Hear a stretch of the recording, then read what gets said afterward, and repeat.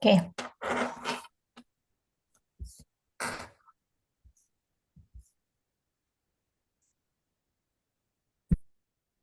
bisa dimulai guys. Oke, Assalamualaikum warahmatullahi wabarakatuh. Perkenalkan, kami kelompok 4 akan mempresentasikan mengenai pengaruh kebijakan pemerintah dan kemitraan bisnis dalam pengelolaan perikanan berkelanjutan terhadap kesejahteraan nelayan dan pertumbuhan ekonomi di Sulawesi Selatan. Next. Perkenalkan, nama saya Marcelina Santoso dan rekan-rekan saya Diva Nadia, Dwi Sulistyo, Winda Sari Siburian, dan Konsa Amalia. Yang pertama ada pendahuluan mengenai peran laut dan isu global. Nah, eh, laut itu memiliki peran yang sangat penting bagi kehidupan manusia karena menjadi sumber pangan, sumber mata pencaharian, dan sumber ekonomi bagi masyarakat pesisir. Selain dimanfaatkan untuk sektor perikanan, laut juga berfungsi menjaga. Tapi kondisi laut saat ini menghadapi berbagai ancaman seperti perubahan iklim, pencemaran laut, penangkapan ikan berlebihan, serta penurunan keanekaragaman hayati laut. Nah, jika kondisi ini terjadi terus-menerus, maka sumber daya laut dapat mengalami kerusakan dan berdampak pada kehidupan masyarakat pesisir. Oleh karena itu, agar manfaat laut tetap dapat dirasakan dalam jangka panjang. Next.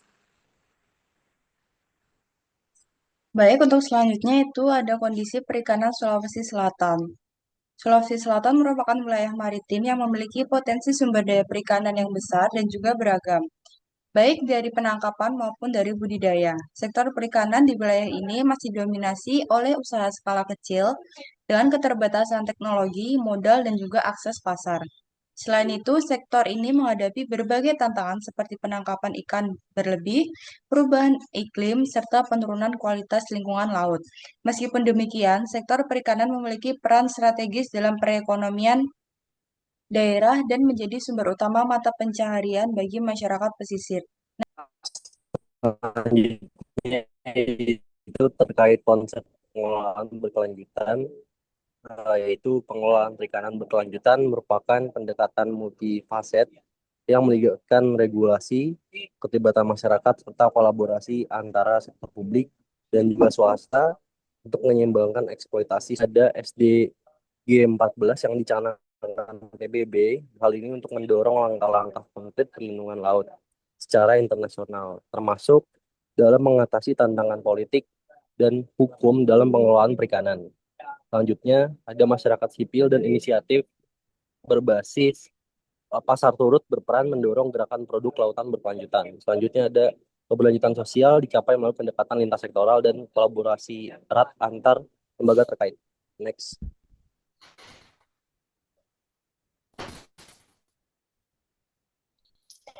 Nah, selanjutnya ada urgensi dan gap penelitian yang dijelaskan pada paragraf 4. Nah, penelitian ini juga dilatar belakangi oleh kompleks.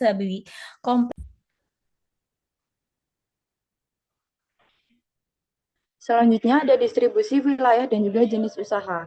Distribusi distribusi ini menunjukkan bahwa mereka berasal dari wilayah pesisir, pedalaman, dan juga kepulauan, yang menunjukkan keberagaman kondisi geografis dalam sektor perikanan.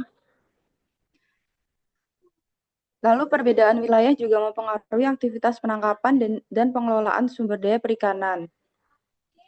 Kondisi geografis juga berdampak pada akses terhadap teknologi dan juga pasar. Untuk jenis usahanya sendiri, itu terdiri dari nelayan tradisional, operator komersial, serta perwakilan pemerintah dan juga perusahaan yang melibatkan keterlibatan berbagai pemangku kepentingan dalam sektor perikanan.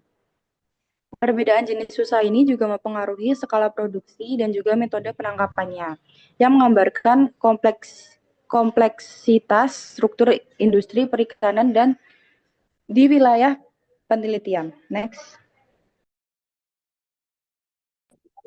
Selanjutnya ada teknik penangkapan ikan, yang dimana penelitian ini menunjukkan beragam teknik penangkapan ikan yang digunakan oleh responden.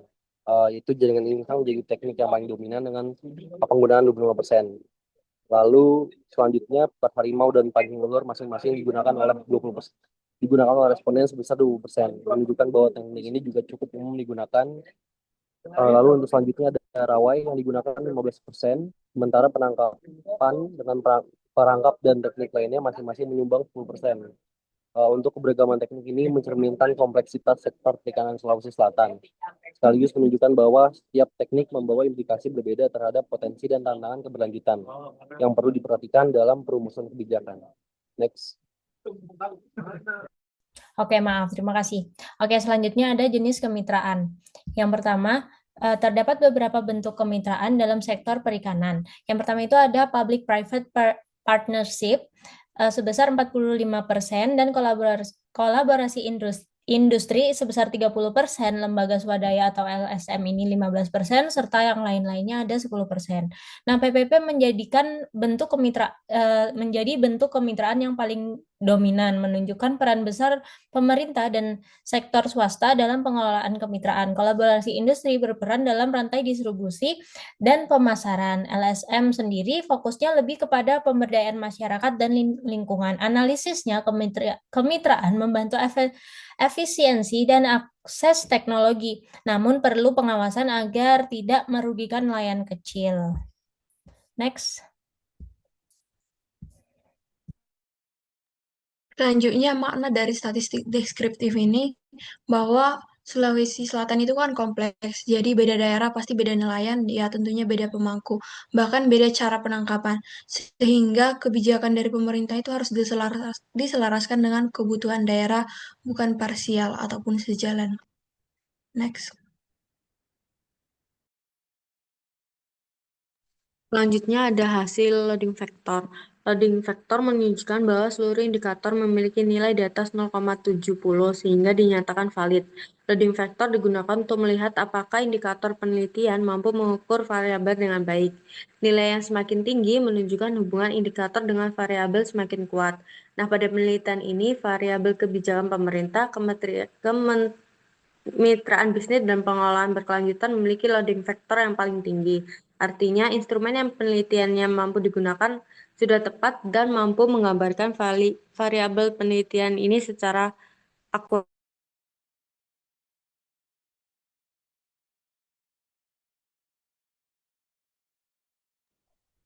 Selanjutnya ada pengujian reliabilitas, yaitu menggunakan Cornbest Alpha untuk mengukur konsistensi internal dari instrumen penelitian. Yang digunakan untuk Cornbest Alpha digunakan untuk memastikan bahwa setiap indikator dalam variabel itu mampu mengukur konstruk yang sama secara konsisten. Secara umum nilainya itu di atas 0,7 yang menunjukkan bahwa instrumen memiliki tingkat reliabilitas yang lebih baik. Dalam penelitian ini, meskipun nilai dari Cornbest Alpha tidak ditampilkan secara rinci dalam bentuk tabel, namun pengujian reliabilitas tetap mengacu pada kriteria yang telah ditetapkan dalam analisis model.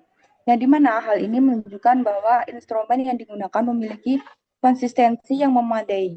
Dengan demikian, data yang diperoleh dapat dianggap cukup, reliable, dan layak digunakan untuk analisis yang lebih lanjut. Next. Selanjutnya ada composite reliability, yang dimana ini merupakan parameter dalam mengukur konsistensi dan andalan alat ukur yang digunakan dalam penelitian. Seluruh konstruk menunjukkan nilai di atas 0,8 yang berarti memenuhi standar kelayakan. Untuk nilainya, kebijakan pemerintah didapatkan nilai 0,889 atau yang tertinggi. Selanjutnya ada pengelolaan perikanan berkelanjutan didapat nilai 0,861, kesejahteraan nelayan 0,849, pertumbuhan ekonomi 0,845, lalu kemitraan bisnis 0,831 atau didapat nilai terendah, namun tetap layak. Untuk semua instrumen tersebut, survei konsisten, valid, dan dapat diandalkan untuk mengukur variabel yang dimaksud. Next.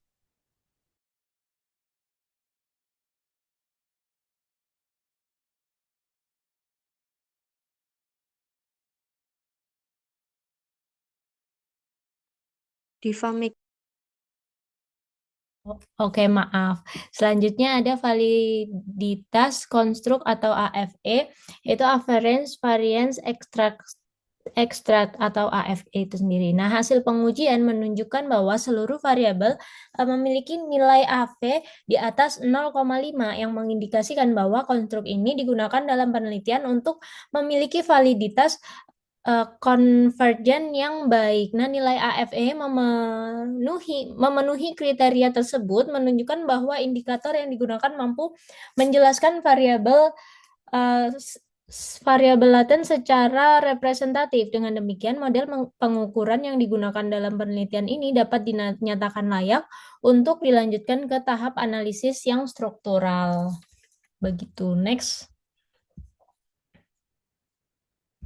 Selanjutnya adalah kesimpulan dari validitas modelnya itu loading vector dan standarnya itu indikatornya itu valid, lalu Cron-based alpha dan composite reliability-nya itu disimpulkan reliable, lalu yang AFA itu memenuhi syarat sehingga variabelnya kuat dapat menjelaskan indikator sehingga validitas dari diskriminannya itu terpenuhi. Next. Nah, selanjutnya itu ada SRMR. Nilai SRMR pada model estimasi sebesar 0,118 dan model jenuhnya sebesar 0,108. SRMR digunakan untuk mengukur tingkat kecocokan antara model penelitian dengan data observasi. Semakin kecil nilai SRMR, maka model penelitian dianggap semakin baik. Hasil penelitian menunjukkan bahwa model memiliki tingkat kecocokan yang cukup baik, walaupun masih terdapat sedikit ketidaksesuaian antara model dan data penelitian. Artinya, model penelitian ini masih layak digunakan untuk menjelaskan hubungan antar variabel.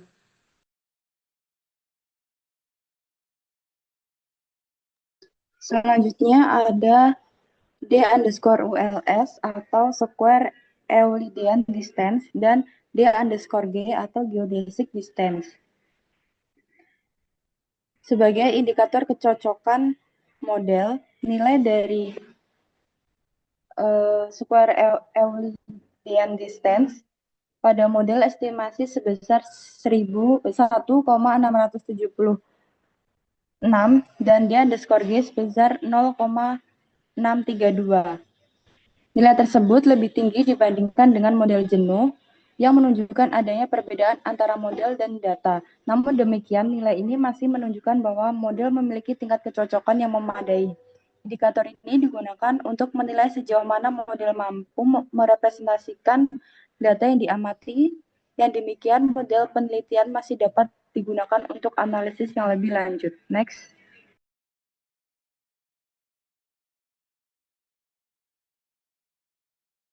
Selanjutnya ada G-square atau model fit yang dimana digunakan untuk mengukur seberapa baik model cocok dengan data yang diamati di lapangan. Untuk model estimasi menghasilkan nilai 516,900 dibandingkan model jenuh sebesar 497,458. Selisih nilai ini wajar dan dapat diterima dalam analisis SEMPLS karena model yang diestimasi memang tidak dirancang untuk cocok sempurna dengan data. Model tetap valid dan layak digunakan untuk menguji hubungan struktural antar variabel dalam penelitian ini. Next.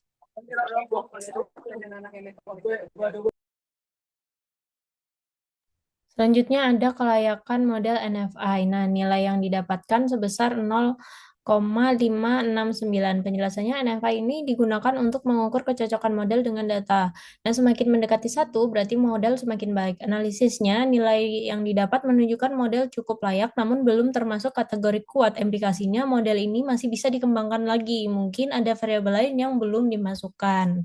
Next.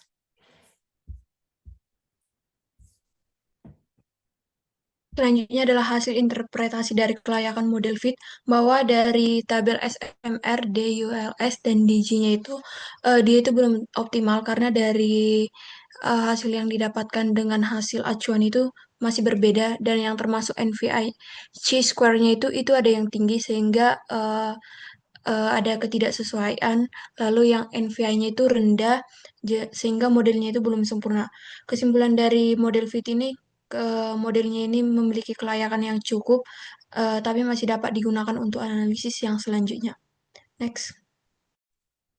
Selanjutnya ada R square. S square pada kesejahteraan nelayan sebesar 0,549. Artinya model penelitian ini mampu menjelaskan 54,9% faktor yang mempengaruhi kesejahteraan nelayan. Variabel tersebut dipengaruhi oleh kebijakan pemerintah, kemitraan bisnis, dan pengolahan perikanan berkelanjutan.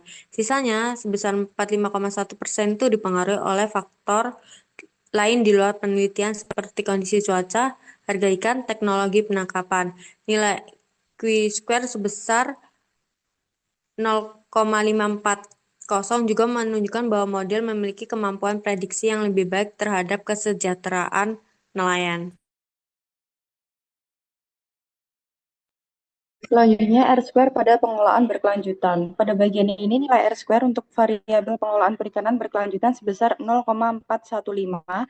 Hal ini menunjukkan bahwa model mampu menjelaskan sebesar 41,5% variasi pada variabel tersebut. Nilai ini menggambarkan kemampuan model dalam menjelaskan hubungan antar variabel yang diteliti. Namun, masih terdapat faktor lain di luar model yang mempengaruhi pengelolaan perikanan berkelanjutan.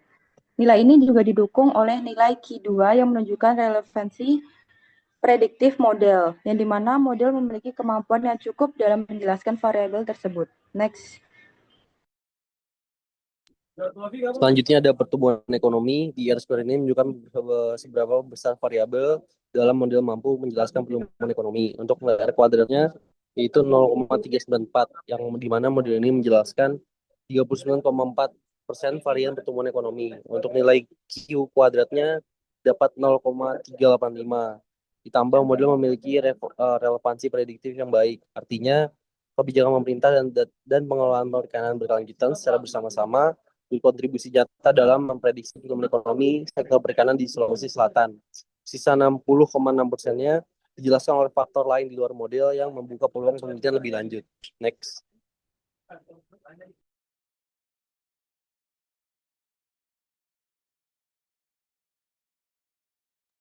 Mic device.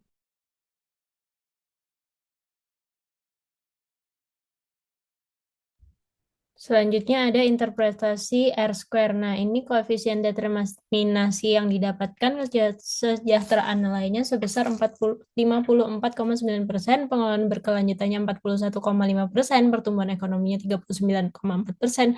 Nah, penjelasannya determinasi ini menunjukkan kemampuan model menjelaskan variabel dan analisisnya. Model cukup kuat dalam menjalankan kesejahteraan nelayan, namun masih ada faktor lain di luar model. Contoh faktor lainnya penggunaan lingkungan, perubahan iklim, dan harga pasar. Boleh dilanjut oleh rekan saya? Selanjutnya disimpulkan interpretasi dari R square-nya itu bahwa kebijakan pemerintah dan kemitraan bisnis ini akan mempengaruhi dari pengelolaan perikanan berkelanjutan, dan kebijakan pemerintah, kemitraan bisnis, dan pengelolaan berkelanjutan akan mempengaruhi kesejahteraan nelayan, dan yang terakhir, pengelolaan perikanan berkelanjutan mempengaruhi dari pertumbuhan ekonomi masyarakat. Next.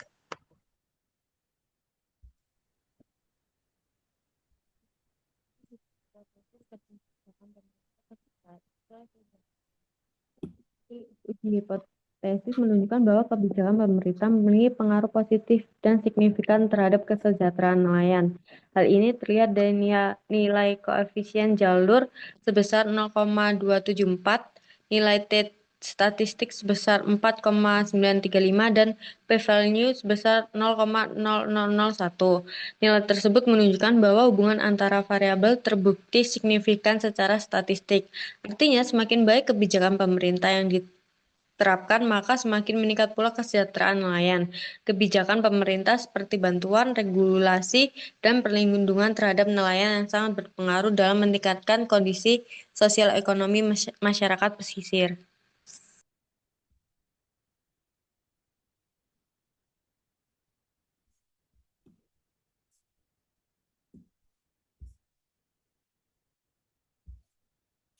Cel, nggak lanjut. Bukan punya aku. Oh, Selanjutnya ada uji hipotesis kebijakan terhadap pertumbuhan ekonomi. Pada bagian ini, hasil penelitian menunjukkan bahwa kebijakan pemerintah memiliki pengaruh positif terhadap pertumbuhan ekonomi. Hal ini ditunjukkan oleh nilai koefisien sebesar 0,53, yang dimana nilai tersebut menunjukkan adanya hubungan yang signifikan antara kedua variabel. Artinya, kebijakan pemerintah berkontribusi terhadap peningkatan pertumbuhan ekonomi. Hasil ini juga menunjukkan pentingnya peran kebijakan dalam sektor perikanan. Kebijakan pemerintah menjadi salah satu faktor yang mempengaruhi perkembangan ekonomi di wilayah tersebut. Next. Selanjutnya ada uji hipotesis kemitraan bisnis, yaitu kesejahteraan nelayan. Untuk koefisien jalurnya didapat 0,562. Saat itu hubungan positif dan kuat. Untuk tes statistiknya didapat nilai 6,474, jauh melampaui batas signifikasi, yaitu lebih dari 1,96. Untuk p-value-nya yaitu 0, yang hasil yang sangat signifikan secara statistik. Next. Oke, selanjutnya ada uji hipotesis kemitraan pengelolaan perikanan berkelanjutan. Nah, kemitraan ini memiliki nilai koefisien 0,615 yang artinya signifikan. Nah, penjelasannya hubungan antara positif dan kuat hubungannya positif dan kuat. Semakin baik kemitraan, maka semakin baik pula semakin baik pula keberlanjutan yang ada. Analisisnya kemitraan membantu transfer teknologi, efisiensi produksi, akses pasar, dan kritiknya belum tentu semua nelayan mendapatkan manfaat dari kemitraan bisnis ini. Dan potensi ketimpangan juga masih ada di dalamnya. Next. Selanjutnya adalah uji hipotesis dari keberlanjutan ekonomi dan kesejahteraan. Kalau dari pengelolaan perikanan berkelanjutan, terutama kepada kesejahteraan nelayan, koefisiennya itu 0,310. Untuk yang pertumbuhan ekonomi 0,392. Keduanya ini menunjukkan bahwa pengaruh dari keduanya ini berdampak tinggi atau hasilnya sangat baik. Jadi keberlanjutan tidak hanya menjaga lingkungan, tapi juga meningkatkan kesejahteraan dan ekonomi. Next.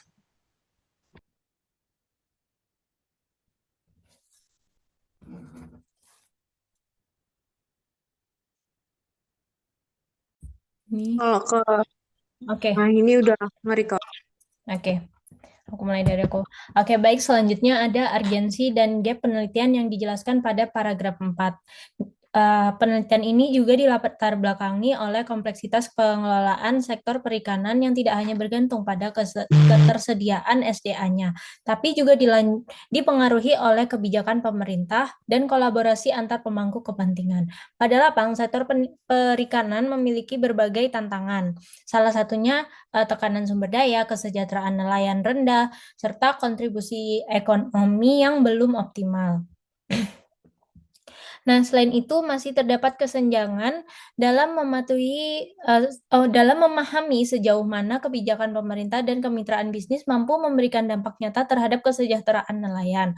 Oleh karena itu, penelitian ini dilakukan untuk memberikan gambaran empiris mengenai hubungan antara kebijakan, kemitraan, dan pengelolaan perikanan berkelanjutan yang nantinya akan mendukung kesejahteraan nelayan dan pertumbuhan ekonomi. Oke, next.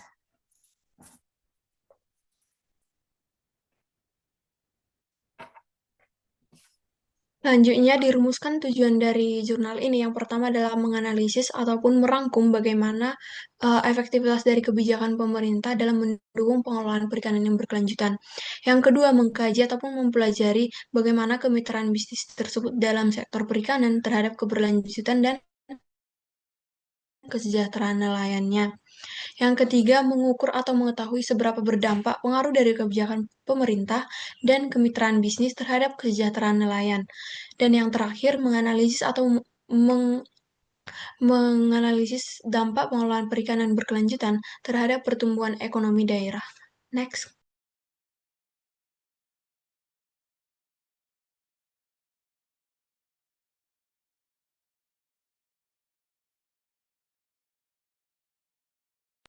Selanjutnya mengenai pengelolaan perikanan berkelanjutan. Nah, pengelolaan perikanan berkelanjutan itu merupakan upaya untuk menjaga keseimbangan antara pemanfaatan sumber daya laut dengan pelestarian lingkungannya. Nah, konsep ini bertujuan mencegah eksploitasi sumber daya laut secara berlebihan sehingga populasi ikan itu tetap terjaga. Strategi yang dilakukan antara lain pembentukan kawasan konservasi laut dan pembatasan jumlah tangkapan ikan. Pengelolaan ini juga memperhatikan aspek ekonomi, sosial, dan lingkungan agar kegiatan perikanan tangkap memberikan manfaat tanpa merusak ekosistem laut tersendiri. Artinya, berkelanjutan sektor perikanan itu sangat penting untuk menjaga kesejahteraan masyarakat pesisir dan kelestarian lingkungannya. Next.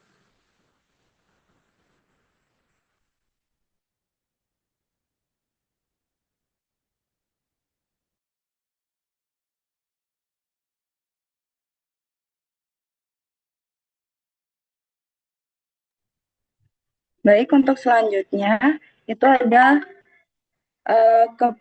kebijakan pemerintah dalam sektor perikanan. Kebijakan berfungsi sebagai kerangka regulasi untuk mengatur pemanfaatan sumber daya perikanan, yang dimana tujuannya adalah menjaga keberlanjutan serta menyeimbangkan aspek ekonomi, sosial, dan juga lingkungan.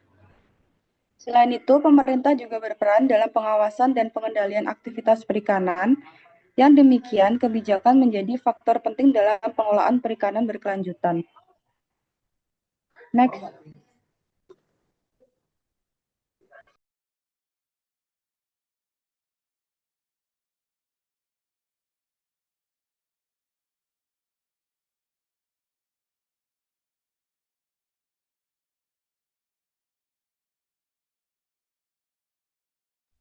Haji on mic dulu.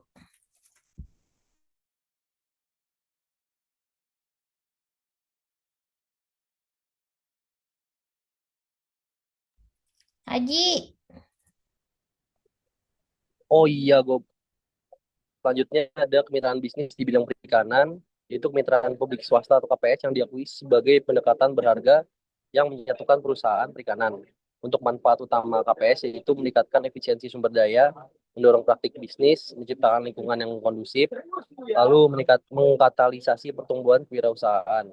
Lalu untuk KPS sendiri, untuk menggabungkan komponen kontraktual, prosedural, dan relasional. Untuk inisiatif CSR atau Corporate Social Responsibility dari berbagai studi kasus dunia, terbukti mendukung konservasi perikanan termasuk di wilayah Sulawesi Selatan. Next.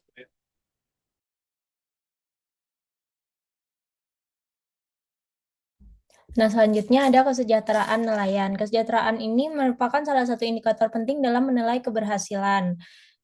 Keberhasilan pengelolaan ikan ini meliputi pendapatan, kondisi hidup, akses pendidikan, dan kesehatan yang dipengaruhi oleh kebijakan pemerintah, akses sumber daya, kemitraan bisnis, serta nelayan juga masih rentan terhadap keterbatasan modal, fluktuasi hasil tangkapan, dan kesejahteraan berkaitan erat dengan keberlanjutan dari kegiatan pengelolaan di perikanan.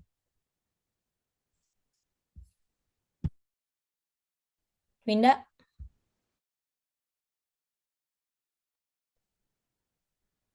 Selanjutnya adalah landasan teori dari pertumbuhan ekonomi. Dalam konteks perikanan ini, hasil dari tangkapan yang meningkat akan mempengaruhi dari pertumbuhan ekonomi.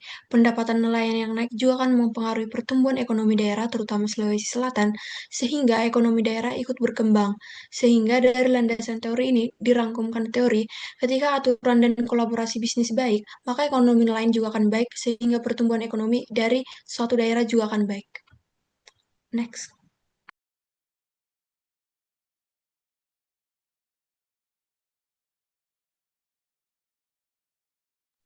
Penelitian ini menggunakan metode kuantitatif dengan pendekatan cross-seksional. Metode kuantitatif digunakan karena penelitian ini itu berfokus pada data angka dan analisis statistik. Pendekatan cross-seksional ini berarti penelitian dilakukan dalam satu periode waktu tertentu untuk melihat kondisi sektor perikanan saat penelitian berlangsung. Nah, data yang diperoleh melalui survei kepada nelayan, pemerintah, dan pelaku usaha perikanan. Penelitian ini dianalisis menggunakan metode SEM-PLS untuk mengetahui hubungan antar variabel seperti kebijakan pemerintah, kemitraan bisnis, dan pengelolaan berkelanjutan, serta kesejahteraan nelayan dan pertumbuhan ekonomi. Next. Untuk metode yang kedua, yaitu menggunakan metode stratified random sampling untuk memperoleh sampel yang lebih representatif, yang dimana jumlah respondennya itu sebanyak 250 orang, terdiri mulai dari nelayan, pemerintah, dan juga pelaku usaha. Stratifikasi dilakukan berdasarkan wilayah dan juga jenis usaha, dan dengan metode ini data yang diperoleh diharapkan mampu menggambarkan kondisi sektor perikanan secara menyeluruh. Next. Selanjutnya ada pengumpulan data yang dimana data primer dikumpulkan melalui survei terstruktur yang membuat pertanyaan terbuka dan tertutup secara komprehensif. Lalu topik yang dapat digali itu kesadaran dan kepatuhan terhadap kebijakan pemerintah, sifat dan efektivitas kemitraan bisnis, kondisi sosial ekonomi nelayan, lalu indikator pertumbuhan ekonomi daerah tersebut. Selanjutnya, survei ini dilakukan melalui wawancara langsung untuk memastikan tingkat respons tinggi dan menghindari ambiguitas jawaban. Lalu data sekunder berupa data historis perikanan dan indikator ekonomi dikumpulkan dari lembaga pemerintah terkait sebagai penguat temuan. Next. Baik, selanjutnya ada metode analisis. Nah, metode yang digunakan ini berbasis oleh partition least squares atau PLS untuk menganalisis hubungan antar variabel yang kompleks. Nah, metode ini dipilih karena mampu menguji hubungan langsung maupun tidak langsung antara variabel lainnya, serta sesuai untuk penelitian yang bersifat eksploratif. Next. Selanjutnya, kelebihan dan kekurangan dari metode yang digunakan ini. Yang pertama ada kelebihan di metode ini mampu menganalisis atau memecah-mecahkan hubungan yang kompleks dan komprehensif. Nah, ini juga cocok untuk penelitian yang eksploratif atau ingin menyimpulkan sesuatu. Lalu ini dapat digunakan pada sampel yang terbatas. Karena sampel yang terbatas, jadi metode ini cocok. Namun dia juga memiliki kekurangan, yaitu desainnya itu terlalu cross-sectional atau dia hanya menyimpulkan satu waktu, tidak untuk berkepanjangan. Dan kekurangan kedua adalah datanya ini berpotensi bias karena dia menggunakan subjektif, terutama subjektif dari nelayan ataupun masyarakat dari Sulawesi Selatan, sehingga perlu interpretasi yang lebih berhati-hati. Next. Selanjutnya ada statistik deskripsi. Penelitian ini tuh melibatkan 250 responden yang terdiri dari nelayan tradisional, operator komersial, pejabat pemerintah, dan perusahaan perikanan. Nah, nelayan tradisional menjadi responden terbesar yaitu 40%, kemudian operator komersial sebesar 30%, sedangkan pemerintah dan perusahaan masing-masing sebesar 15%. Data tersebut menunjukkan bahwa penelitian melibatkan berbagai pihak yang berkaitan langsung dengan sektor perikanan. Artinya, hasil penelitian ini dapat menggambarkan kondisi sektor perikanan di Sulawesi Selatan secara lebih luas dan objektif.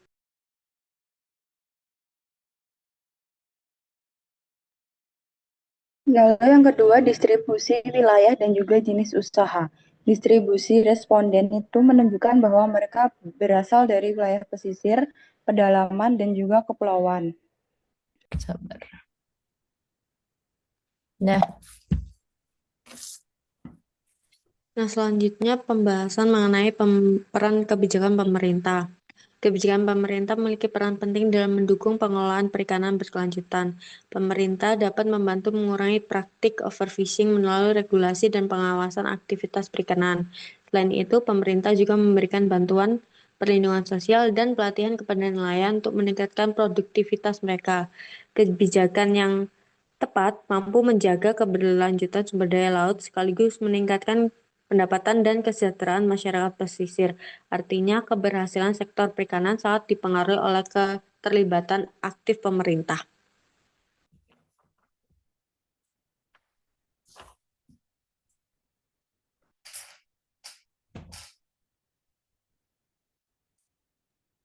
Selanjutnya, peran kemitraan bisnis. Kemitraan bisnis merupakan bentuk kerjasama antara pelaku usaha, pemerintah, dan juga pihak terkait dalam sektor perikanan. Kemitraan ini berperan dalam peningkatan efisiensi produksi dan juga distribusi hasil perikanan. Melalui kemitraan, pelaku usaha dapat memperoleh akses terhadap teknologi, modal, dan pasar yang lebih luas. Selain itu, kemitraan juga mendukung penerapan praktik perikanan yang lebih berkelanjutan. Kolaborasi antar pihak juga dapat membantu mengatasi berbagai keterbatasan yang dihadapi oleh nelayan skala kecil. Kemitraan bisnis ini juga berkontribusi dalam peningkatan nilai tambah produk perikanan. Dengan demikian, kemitraan menjadi faktor penting dalam mendukung pengelolaan perikanan yang berkelanjutan dan peningkatan kesejahteraan pelaku usaha.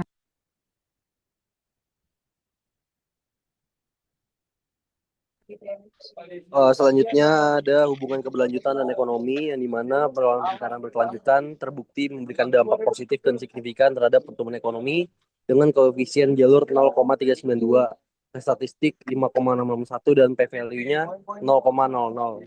Ini membuktikan bahwa investasi dalam praktik berkelanjutan adalah strategi ekonomi jangka panjang yang menguntungkan, bukan sekedar kewajiban regulasi. Next. Selanjutnya ada dampak terhadap kesejahteraan nelayan. Ini pengelolaan berkelanjutan yang berdampak positif pada kesejahteraan. Dampak yang dirasakan itu berupa peningkatan pendapatan, stabilitas ekonomi, keberlanjutan sumber daya. Tapi kesejahteraan tidak hanya dipengaruhi oleh satu faktor, ada juga faktor lainnya. Itu berupa kebijakan pemerintah, akses modal, serta kondisi pasar. Nah, analisis kritis dari ini nelayan kecil masih rentan sehingga penelitian juga belum membahas ketimpangan secara mendalam tentang keberdampakan terhadap kesejahteraan nelayan ini. Next. Selanjutnya adalah kritik penilaian. Penilaian dari jurnal ini adalah desainnya itu cross-sectional atau tidak melihat jangka panjang, hanya jangka waktu saat penelitian saja. Lalu data surveinya itu berpotensi bias karena itu subjektif dan nelayan.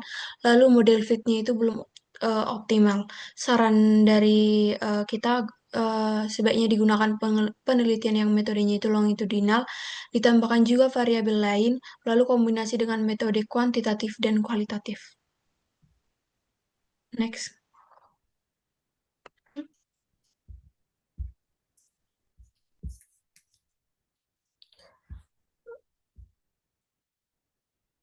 Oke, mungkin Udah. sekian presentasi dari kami. Kita akhiri dengan menjawab tanya jawab dari teman-teman yang sudah dikirimkan kepada kami. Mungkin pertanyaan pertama itu ada dari Sharon.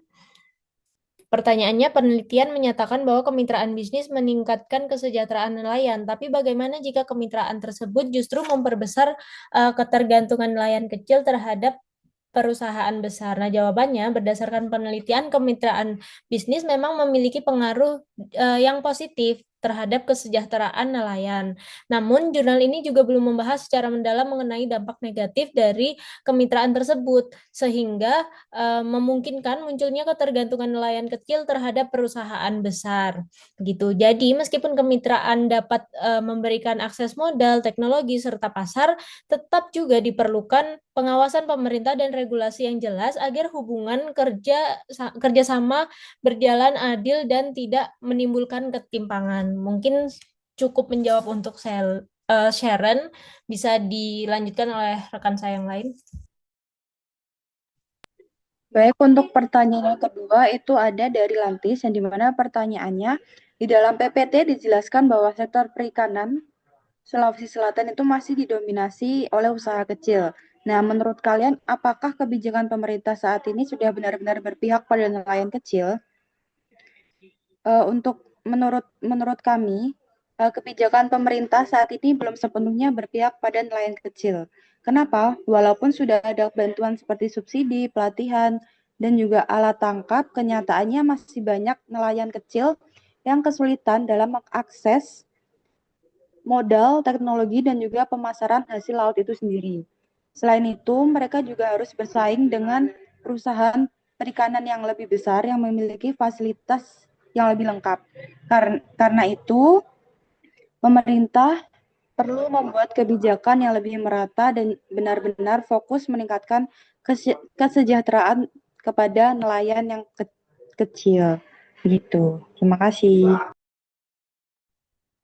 Selanjutnya adalah pertanyaan dari Angelina, yaitu karena penelitian ini kan menggunakan metode dari cross-sectional atau cuma satu waktu, apakah bisa langsung disimpulkan kalau pengelolaan berkelanjutan itu berdampak ke ekonomi dalam jangka panjang izin menjawab bahwa untuk penelitian ini belum bisa menjawab pertumbuhan ekonomi secara jangka panjang karena benar-benar metode ini hanya menggunakan dari metode cross-seksional atau hanya pada jangka waktu tersebut sehingga hasil dari ekonomi itu hanya bisa disimpulkan pada saat penelitian itu berlangsung dan bukan untuk seksional ataupun jangka panjang.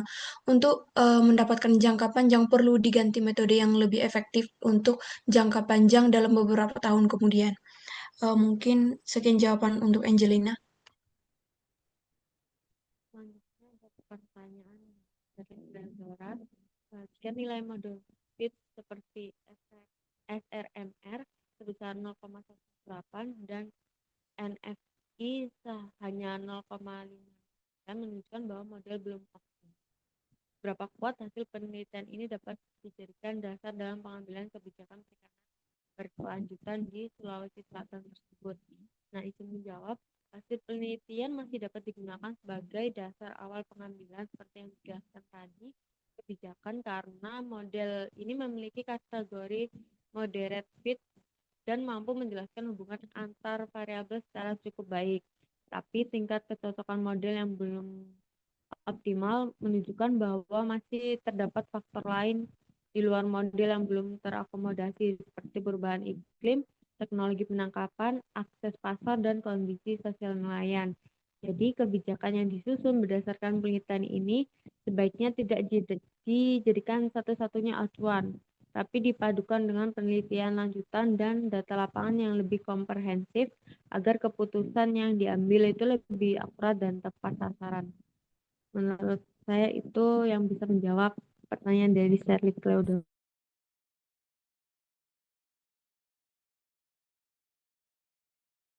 Aji mau jawab pertanyaan nggak? Enggak, lanjut aja. Oke, mungkin sel bisa ditutup kali ya. Sekian presentasi dan tanya jawab dari kelompok kami. Bila ada kekurangan dan kesalahan kata, kami sekelompok mohon maaf. Terima kasih. Wassalamualaikum warahmatullahi wabarakatuh. Waalaikumsalam warahmatullahi wabarakatuh. Terima kasih. Bye.